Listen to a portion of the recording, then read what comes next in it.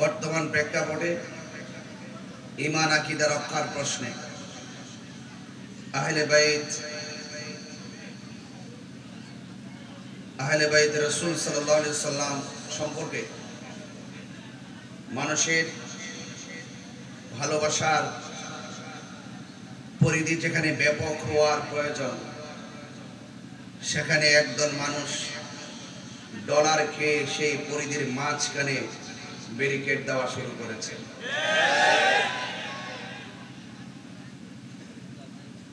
সত্যিকার অর্থে যারা আহলে বাইতকে ভালোবাসেন,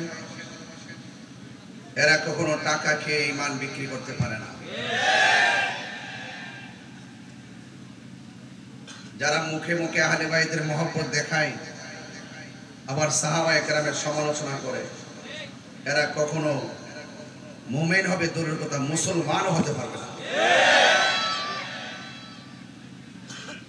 এই জন্য এই আলোচনাটা খুবই গুরুত্বপূর্ণ। আমি আপনাদের সামনে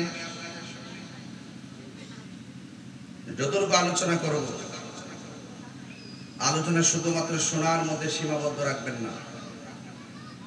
আলোচনা নিজের জীবনে, ব্যক্তি জীবনে, পারিবারিক জীবনে, সমাজ জীবনে, রাষ্ট্রীয়ভাবে এই আলোচনা কথাগুলো বাস্তবায়ন করার চেষ্টা করবেন।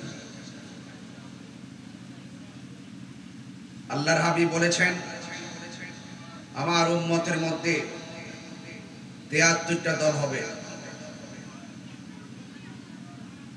৭২টা দল দুজকে যাবে, একটা দল জান্নাতে যাবে। সেই দলটি হলো আহলুস সুন্নাত ওয়াল জামাত। আল্লাহর হাবিব বলছেন, আমি তোমাদের জন্য দুইটা জিনিস রেখে যাচ্ছি, দুইটা জিনিস যদি আঁকড়ে ধরো, কখনো তোমরা পথভ্রষ্ট হবে না। এর মধ্যে একটি হলো কোরআন, আর একটি হলো সুন্নাহ। আল্লাহর হাবিব অন্যত্র আরো বলেছেন, আমি তোমাদের কাছে দুইটা জিনিস রেখে যাচ্ছি, এই দুইটা জিনিস যদি আঁকড়ে ধরতে পারো, কখনোই তোমরা পথভ্রষ্ট হবে না। একটা হলো কোরআন, আর একটা হলো আমার আহলে বাইত। এই দিকটা বললো সুন্নাহ, এই দিকটা বললো আহলে বাইত। ওইদিকে কোরআন, এইদিকেও কোরআন। কোরআন সেও পড়বে, কোরআন তুমিও পড়বে, কোরআন আমিও পড়ব। কাহারও কোরআন সিনায় গিয়ে আলোকিত হবে, কাহারও কোরআন কণ্ঠের নিচে ডুববে না। যাদের তেলাওয়াত সিনা পর্যন্ত ডুববে, তারাই আহলে বাইতকে মহব্বত করবে। মাথায় পাগড়ি সবারই আছে, মুখে দাড়ি সবারই আছে, ওযু গোসল সবারই আছে, কিন্তু সবাই মুমিন হতে পারবে না। কারবালার ঘটনা যদি কোনো ইহুদি খ্রিস্টান ঘটাতো, মনটার মধ্যে বুঝ দিতাম তাদের সাথে আমাদের ধর্মীয় দাঙ্গা আছে। কারবালার ঘটনা যারা ঘটাইছে, মাথার মধ্যে পাগড়ি ছিল, মুখের মধ্যে দাড়ি ছিল, ফোরাতের পানি দিয়ে ওযু করেছে। কথা বলেন ঠিক কিনা বলেন? এরপরে নবী পাকের আওলাদদের গলায়, আহলে বাইতের গলায় তারা ছুরি চালিয়েছে। তাদেরকে আপনি মুসলমান বলবেন? তাইলে বোঝা গেল সব পাগল যেমন পাগল না, সব মুসলমান মুমিন না। কথা ঠিক কিনা বলেন?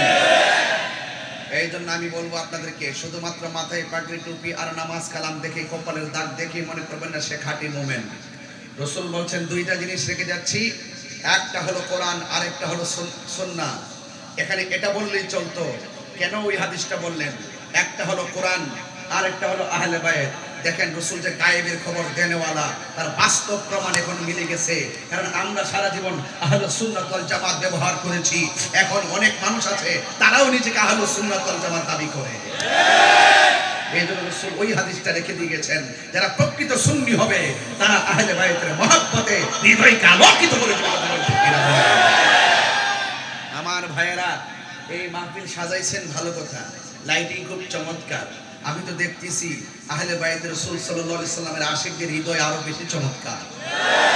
আর না হয় এত 50 প্লেসের মধ্যে ধাক্কা ধাক্কি করে হুড়াহুড়ি করে গরমের মধ্যে তারা কিভাবে কাঁধে কাঁধ মিলে বসে আছে, ওদের চোখে তো আছে ওই ময়দান, যেই ময়দানে উদ্দীপ্ত বালুকাময় প্রান্তরে আমার নবী পাকের আওলাদ পানির নিদারুণ তৃষ্ণায় যেখানে হকের জন্য লড়াই করেছেন, সেই আহলে বায়তের প্রেমিক সাধারণ একটু গরমে রৌদ্রে কিংবা ঘামে তারা বিচলিত হবে না, এটাই স্বাভাবিক। আমার ভাইয়ের, আমার খুব বেশি লম্বা না, ঘন্টা খানেকের ভিতরে ওয়াজ ইতি টানবো। তবে কথা হলো একটাই, আমরা হকের উপরে থাকতে চাই কি চাই না? প্রকৃত সুন্নি কারা? প্রকৃত সুন্নি হলো আহলে বায়তের রাসূল সাল্লাল্লাহু আলাইহি সাল্লামকে মাথায় রেখে ভালোবাসবে। সুবহানাল্লাহ বলবেন না? প্রকৃত সুন্নি কারা? যারা সাহাবায়ে কেরামদেরকে হৃদয়ে রেখে ভালোবাসবে। সুবহানাল্লাহ বলবেন না? এইজন্য যারা যারা আহলে বায়তের রাসূল সাল্লাল্লাহু আলাইহি সাল্লামকে মহব্বত করে, যারা সাহাবায়ে কেরামদেরকে মহব্বত করে, তারাই সুন্নি। কথা বলেন ঠিক কিনা? তাইলে আমরা খারিজিও না, আমরা শিয়াও না, আমরা সুন্নি। কথা বলেন ঠিক কিনা? ইমামে হাসান রাদিয়াল্লাহু তাআলার খেলাফত 6 মাস। কয় মাস? পঞ্চম খলিফা। চিৎকার মেরে কোন না মারহাবা। ভেজাল আছে? সন্দেহ আছে? কোনো অসুবিধা আছে? কিভাবে তাকে দুনিয়া থেকে বিদায় করেছে, কিভাবে বিদায় করেছে, কাকে বিদায় করেছে, কাকে বিদায় করেছে, কিভাবে বিদায় করেছে। কলিজার টুকরা দুইটা পুতুলকে একজনকে বিস্মান করিয়ে শহীদ করে দিল, আরেকজনকে উত্তপ্ত বালুকাময় প্রান্তরে গলার মধ্যে ছুরি চালিয়ে শহীদ করে দিল। এগুলো কি সাধারণ কোনো ইতিহাস? তাইলে বোঝা গেল যুগে যুগে যুগে যুগে মুসলমানদের ক্ষতি ইহুদি খ্রিস্টানরা বেশি করতে পারে নাই। যুগে যুগে যুগে যুগে ইসলামের আর হকের বিরুদ্ধে সবচাইতে বেশি ক্ষতি করেছে মুনাফিকের দল। কথা বলেন ঠিক কিনা? এই মুনাফিক পটিয়াতে আছে না নয়? হাত তুলে বলে আছে না নয় বলেন?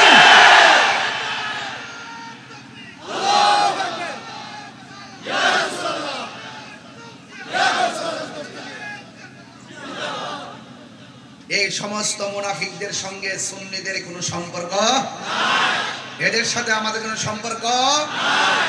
আমরা মুমিন। আমরা কি মুমিন? আমরা যেমন করে আজানের আগে দুরূদ সালাম মানি, আমরা আজানের পরেও দুরূদ সালাম মানি, আমরা জানাজার পরে যেমন দুরূদ সালাম মানি, জানাজার পরেও দুরূদ সালাম দোয়া দুরূদ মানি। কথা বলেন ঠিক কি না? তাইলে আমরা সাহাবায়ে কেরামকে যেমন ভালোবাসি, আহলে বায়তকে বেশি ভালোবাসি। আহলে বায়ত তো ওনারা হলেন স্পেশাল, যাদেরকে উসিলা করেই মহান রব পৃথিবীটা সাজিয়েছেন। জোরে কন্যা সুবহানাল্লাহ। খবরদার, খবরদার, সুন্নিরা সাবধান থাকবেন, সুন্নিরা সাবধান থাকবেন। অনেক ভয় লাগে এখন আপনাদেরকে নিয়ে। বাতিলদের সাথে পারেন না, সুন্নি সুন্নি লাগতে পারেন ভালো করে। নিজের ঘরে নিজে আগুন দেওয়ার ইতিহাস নতুন না, এটা পুরান। ১৫০০ বছর আগে আমাদের গলায় আমরাই ছুরি চালাই দিয়েছি। এর হেরে কি দোষারোপ করবো? কথা বলেন ঠিক কিনা? দেখেন না ইসরায়েলের গুন্ডা বাহিনী কিভাবে গাজায় আক্রমণ করেছে। বহুত ক্ষমতাসীন রাষ্ট্র চুপ করে বসেছিল। কেন চুপ করে বসা ছিল? ওরা যদি রুখে দাঁড়াই যাইতো তাহলে এই সুযোগ কি তারা পাইতো? শুরু থেকে আমরা অনেক নিজেদের উপরে নিজের কোরাল মেরেছি, নিজেদের মাথায় নিজের আঘাত করেছি। আর আঘাত করবেন না। এখন হাতে হাত রাখুন, কণ্ঠ উজাড় করে দিয়ে বলুন, এটা অন্য কারো দেশ না, এটা আউলিয়া কেরামের দেশ। কথা বলেন ঠিক কিনা বলেন? বলি আল্লাহর মাজার কি ভাঙবো নাকি সুরক্ষা দিব?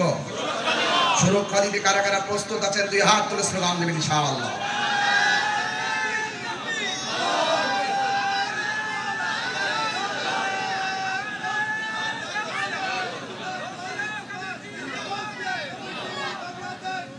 আমার ভাইরা, আমি কি খুব বেশি চিল্লাইতেছি?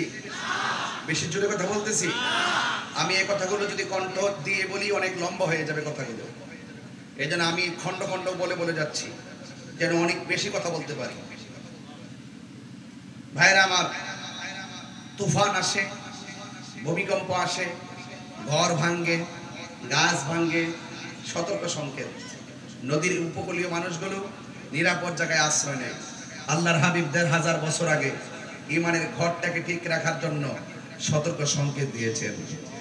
রাসূল বলছেন, আমার আহলে বায়ত হলো নূহ নবীর কিস্তির মতন। জোরে কোন সুবহানাল্লাহ। হায় হায়, বহুত ওয়াজ শুনছেন আপনারা, আরো শুনবেন, কিয়ামত পর্যন্ত তাদের গান গাইতেই থাকবো, কিন্তু শেষ করা সম্ভব। আল্লাহর হাবিব বলেন, আমার আহলে বাইত হলো নূহ নবীর কিস্তির মতন। এখান থেকে যদি আলোচনা না ধরি, আলোচনা বুঝবেন না, হঠাৎ করে খণ্ড আলোচনায় বোধগম্য হবে না। আমার নবী, আপনার নবী বলেন, আমার আহলে বাইত হলো নূহ নবীর কিস্তির মতন। নূহ নবীর নৌকার মধ্যে আকাশের বাতাস লেগেছে। যেই সমস্ত উম্মত নূহ নবীকে মেনে নৌকার মধ্যে উঠেছে তারা বেঁচে গেছে, আর যারা নবীকে মানে নাই তারা ওই নৌকার মধ্যে না উঠে ঢেউয়ে ঢেউয়ে গাড়ি লেগে লেগে তারা মারা গিয়েছে। আমার নবী, আপনার নবী আহলে বাইতকে নূহ নবীর কিস্তির সঙ্গে তুলনা করেছেন, কারণ আমার নবী গায়েবের খবর দেনেওয়ালা। আমার নবী, আপনার নবী বলেছেন, উম্মত আমার আহলে বাইত হলো নূহ নবীর কিস্তির মতন। দুনিয়ার বাতাস লাগলে ঘর ভাঙ্গে, দুনিয়ার বাতাস লাগলে গাছ ভাঙ্গে। ঘর ভাঙলে ঘর উঠানো যায়, গাছ ভেঙে গেলে গাছ লাগানো যায়। আমার নবী, আপনার নবী বলেন, এমন একটা সময় আসবে তোমাদের ঈমানকে লুণ্ঠন করার জন্য তুফান শুরু হবে। এই তুফানটা গায়ের পেশি দিয়ে শুরু হবে, এই তুফান দিয়ে অর্থের প্রলোভন দেখিয়ে শুরু হবে। এমন একটা সময় আসবে তোমার ঈমানকে লুণ্ঠন করে নেওয়ার জন্য তারা ভূমিকম্প চালাবে। যার অন্তরের মধ্যে আহলে বাইতের মহব্বত থাকবে, তাকে কোনোদিন টাকা দিয়ে ঈমান কিনে নিতে পারবে না। 10,000 টাকা দিলে কি ঈমান বিক্রি করবেন? আরো বড় করেন, বিক্রি করবেন? ইমাম হাসান রাদিয়াল্লাহু তাআলা আনহুর ব্যাপারে কথা বলতে বলছেন, ও যুবক, কি ভাষায় ওয়াজ করব? আপনাদের খেদমতে শুধুমাত্র আমি টাচ করে করে যাব। যুগে যুগে যুগে যুগে মুনাফিকরা আমাদেরকে কত ক্ষতি করেছেন। এই জন্য মুসলমান সাবধান হয়ে যান। উম্মত হবে 73 দল, 72 দল যায়েবের দল। 72 দল তলে তলে যাবে, 72 দল জাহান্নামের মধ্যে যাবে, একদল জান্নাতে যাবে। মান আলাইহি ওয়া আসহাবি, আমার নবী বলে, আমার পথ আমার সাহাবায়ে কেরামের মতের উপরে যারা চলবে তারা জান্নাতে যাবে। আলাইকুম বিসুন্নতি ওয়া সুন্নাতিল খুলাফায়ে রাশিদিন আল মাহদিয়িন। আমার নবী বলে, যারা আমি নবীর সুন্নাহকে মানবে, আমার সাহাবায়ে কেরামের রীতি পদ্ধতিকে গ্রহণ করবে, এরাই হলো আহলুস সুন্নাত ওয়াল জামাত। এই জন্য আমার যুবক ভাইরা পায়ের মধ্যে হাত দিয়ে বলে যাব, নিঃশ্বাসের কোনো বিশ্বাস নাই। তাই তো সাহাবায়ে কেরাম আমার নবীর প্রশ্ন করেন, ইয়া রাসূলুল্লাহ, ইয়া হাবিবাল্লাহ, আমরা তো জানি আপনাকে কেমন করে সালাম দিতে হয়। সুবহানাল্লাহ কোনাকে লেগে সাহাবীরা বলে, ইয়া রাসূলুল্লাহ, আমরা তো জানি আপনাকে কেমন করে সালাম দিতে হয়। ইয়া রাসূলুল্লাহ, আপনার উপরে দুরূদ শরীফ পড়ব কেমনে? আমার নবী বলে, উম্মত, আল্লাহুম্মা সাল্লি আলা মুহাম্মাদ ওয়া আলা আলি মুহাম্মাদ। সুবহানাল্লাহ। নবীর উপরে দুরূদ শরীফ পড়ি। এবার আমার নবী বলতে পারতেন, আল্লাহুম্মা সাল্লি আলা মুহাম্মাদ, হে আল্লাহ, আমরা দুরূদ পড়তেছি নবীর উপরে, এতটুকু বললেই চলতো। আমার নবী বলছেন, ওয়া আলা আলি মুহাম্মাদ। আলে মুহাম্মদ মানে হলো আহলে বাইত। নামাজের ভিতরে এমপিরে সালাম দিলে নামাজ বাতিল হইয়া যায়, আর নামাজের ভিতরে নবীর আহলে বাইতকে সালাম না দিলে নামাজ বাতিল হয়ে যায়। কথা বলেন ঠিক কিনা বলেন? তাইলে বোঝা গেল, যারা ইমামে হাসান রাদিয়াল্লাহু তাআলা আনহুর বিরুদ্ধাচরণ করেছে, যারা এই সুন্দর জবানের ভিতরে বিষ ঢেলে দিয়েছে, আপনারা মনে রাখবেন, এই ঠুটটা সাধারণ ঠুট না, এই জবানটা সাধারণ জবান ছিল না। এই ঠোঁটের ভিতরে আমার নবী অসংখ্যবার নিজের ঠোঁট মোবারক দিয়ে চুমা দিয়েছেন। হায়রে ও পটিয়ার বন্ধু, কি করলি কি করলি? কার ঠোঁটের মধ্যে তোরা বিষ পান করাইয়া দিলি রে? যেই ঠোঁটের মধ্যে আমার নবীর ঠোঁট মুবারক দিয়ে চুমা দিয়েছেন। হায় হায়, আল্লাহু আকবার বলে কেন? কেউ যদি ওদের কষ্ট দেয়, যেন আমায় কষ্ট দেয়, কষ্ট দিল মা ফাতেমা রে। এই ফাতেমা কি পটিয়ার ফাতেমা? এই ফাতেমা কি চট্টগ্রামের ফাতেমা? হায়রে এই ফাতেমা কে গো? শুনেন শুনেন, আমার নবী ফজরের নামাজ আদায় করলেন। আল্লাহু আকবার। ফজরের নামাজ আদায় কইরা মসজিদ থেকে বের হলো গো, আমার নবীর গায়ে মুবারকের মধ্যে একটা চাদর জড়ানো। সুবহানাল্লাহ কন্যা কেন? জোরে কোন আল্লাহু আকবার। এই চাদরের রংটা কি? কয় চাদরের রংটা হলো কালো রঙের চাদর। আমার নবী চাদর মুবারক পইরা বের হয়েছেন। ওই মুহূর্তে পাঞ্জাতনের সদস্য, আহলে বায়াতের অন্যতম সদস্য, বেলায়েতের সম্রাট, মারিফতের সম্রাট, মুশকিল কুশা হায়দার কাররার শের খুদা মৌলা আলী রাদিয়াল্লাহু তাআলা আনহু আসলেন। আমার নবী মৌলা আলী রাদিয়াল্লাহু তাআলা আনহুকে চাদরের ভিতরে ঢুকায়া ফেললেন। এরপরে ইমাম হাসান আসলেন। ইমাম হাসান এখানে আছে না নাই? আরে আছে না নাই? আমার নবী চাদরের ভিতরে ঢুকাইলেন। এরপরে ইমাম হুসাইন রাদিয়াল্লাহু তাআলা আনহু আসলেন। আমার নবী চাদরের ভিতরে ঢুকাইলেন। মা ফাতেমা জোহরা রাদিয়াল্লাহু তাআলা আনহা আসলেন। আমার নবী মা ফাতেমাকে সেখানে ঢুকালেন। সুবহানাল্লাহ বলনা কেন? এই ফাতেমা পটিয়ার ফাতেমার মতো না রে। আমি সহজ সরল ভাষায় কথাগুলো বলে যাচ্ছি বুঝার জন্য। আমার নবী আপনার নবী বলে, ও পৃথিবীর মানুষ, আমার চাদরের ভিতরে যেই চারজনকে আমি ঢুকাইলাম, এরাই হলো আমার আহলে বাইত। আরো চিৎকার মেরে করুন আল্লাহু আকবার। এই জন্য আমি সুর দিয়া বললাম, কেউ যদি ওদের কষ্ট দেয়, যেন আমায় কষ্ট দেয়, কষ্ট দিল মা ফাতেমা রে। বলো কষ্ট দিল মা ফাতেমা রে। বলো কেউ যদি ওদের কষ্ট দেয়, যেন মাই কষ্ট দেয়। বলো কেউ যদি ওদের যেন মাই কষ্ট দেয়, কষ্ট দিল মা ফাতেমা রে।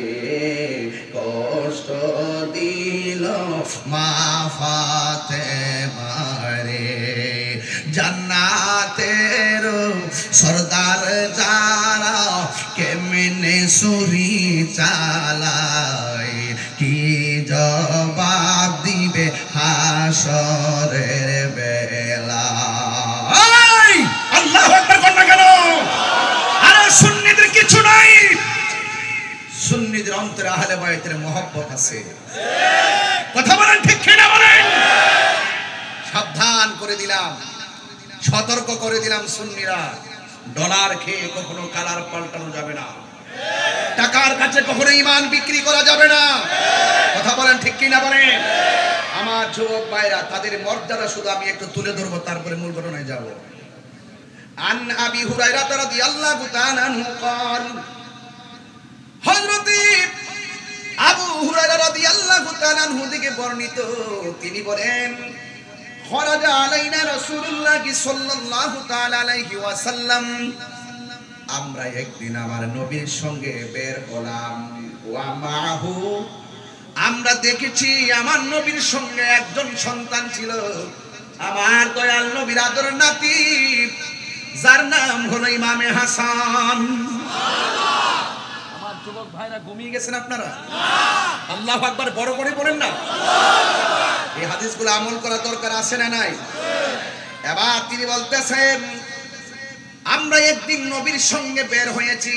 ওয়া মাহু আল হাসান, আমার নবীর সঙ্গে ছিল হাসান, আর একজন ছিল ওয়া হুসাইন, আর একজন ছিল ইমামে হুসাইন।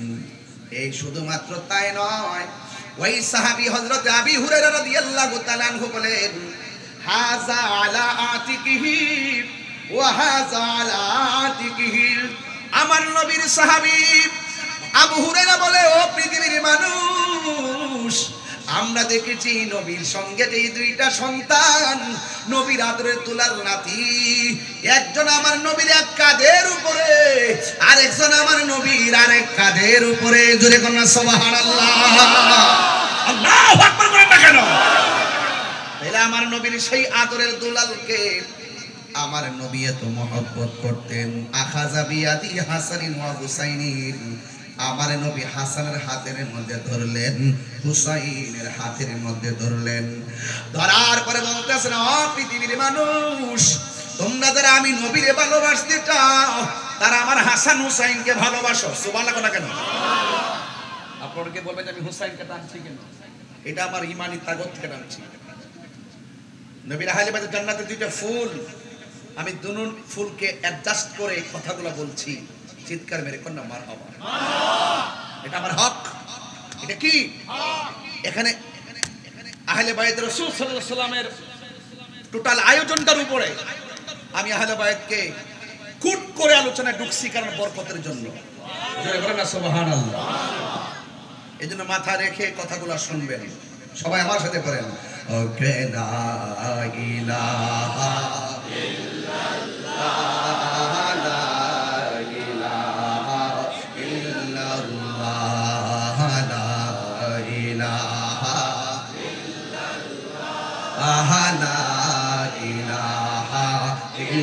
ইল্লাল্লাহ, বলুন লা ইলাহা ইল্লাল্লাহ, ও লা ইলাহা ইল্লাল্লাহ, ও লা ইলাহা ইল্লাল্লাহ, লা ইলাহা ইল্লাল্লাহ, লা ইলাহা হাসবি রব্বি জাল্লাল্লাহ মা ফি কলবি গায়রুল্লাহ, নূর মুহাম্মদ সাল্লাল্লাহু লা ইলাহা ইল্লাল্লাহ, লা ইলাহা ইল্লাল্লাহ, লা ইলাহা লা ইলাহা ইল্লাল্লাহ মুহাম্মাদুর রাসূলুল্লাহ সাল্লাল্লাহু আলাইহি ওয়াসাল্লাম। চিৎকার মেরে বলেন আল্লাহু আকবার।